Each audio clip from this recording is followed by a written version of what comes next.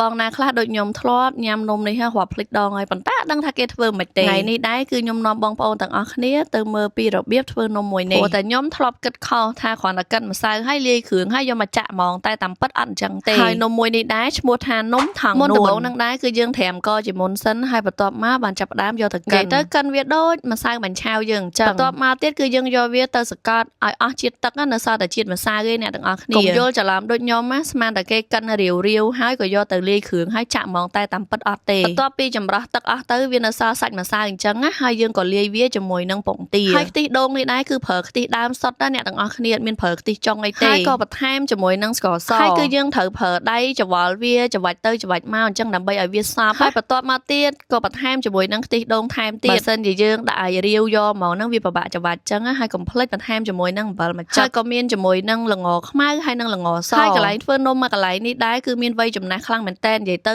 គាត់ធ្វើឡើង20ឆ្នាំជាងហើយនេះដែរគឺជាពុំចាក់នំមុនដែលយើងធ្វើការចាក់ហ្នឹងគឺយើងដុតវាឲ្យក្តៅសិនហើយយើងគ្រាន់តែលាបប្រេងវាបន្តិចបន្តួចទៅក៏ចាប់ផ្ដើមចាក់ជាមួយនឹងម្សៅនំហ្នឹងមួយស្លាបព្រាចូលហើយគ្រាន់តែបិទមកគឺវានឹងចេញរង្វង់មូលទៅតាមពុំហ្នឹងឯងហេតុតែថាគាត់ស្ទាត់ជំនាញក្នុងការធ្វើណានិយាយទៅពុំឡើងចង់10ហ្នឹងគឺខ្ញុំមើលអត់តាន់ទេកុំថាឡើយមើលសំបីតែថតហ្នឹងថតគាត់មិនតាន់ផងភ្លេចភ្លឹបគាត់ថាលឿនខ្លាំងមែនតើដោយសារតែបងស្រីគាត់និយាយថាគាត់ចាក់តាំងពីក្មេងអញ្ចឹងទៅគាត់ឡើងស្វាមហ្មងអ្នកទាំងអស់គ្នាអាចមើលបានគឺថាដៃគាត់គឺដូចម៉ាស៊ីនអញ្ចឹងនំកន្លែងណាខ្ញុំអត់ដឹងទេប៉ុន្តែនំកន្លែងគាត់គឺខ្ញុំធានាទៅលើរសជាតិថាឆ្ងាញ់ខ្លាំងមែនតើអ្នកទាំងអស់គ្នាឈ្ងុយសាហាវ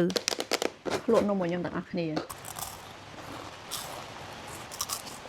នំគាត់ឆ្ងាញ់ណាស់អ្នកនរគ្នាគឺគាត់ធ្វើថ្មីរាល់ថ្ងៃភ្លាមហ្មងរសជាតិនំនេះឆ្ងាញ់ហើយផ្អែមវិញល្មមហើយឈ្ងុយខ្ទិះដូងខ្លាំងមែនតែនដោយសារតែដូងហ្នឹងគឺគាត់ទិញអ្នកស្រុកអ្នកភូមិអីចឹងហើយពូតយកខ្ទិះខ្លួនឯងនិយាយទៅឈ្ងុយខ្លាំងមែនតែនអ្នកគ្នាអាចកំងបានចាំខ្ញុំដាក់លេខទូរស័ព្ទឲ្យអ្នកនរគ្នាតាក់ទងទៅគាត់ទៅដល់ណាក៏គាត់ផ្ញើនិយាយទៅផ្ញើ25ខែក្រុងកុំភ្លេចជួយគាំទ្រគាត់ទាំងអស់គ្នានេះ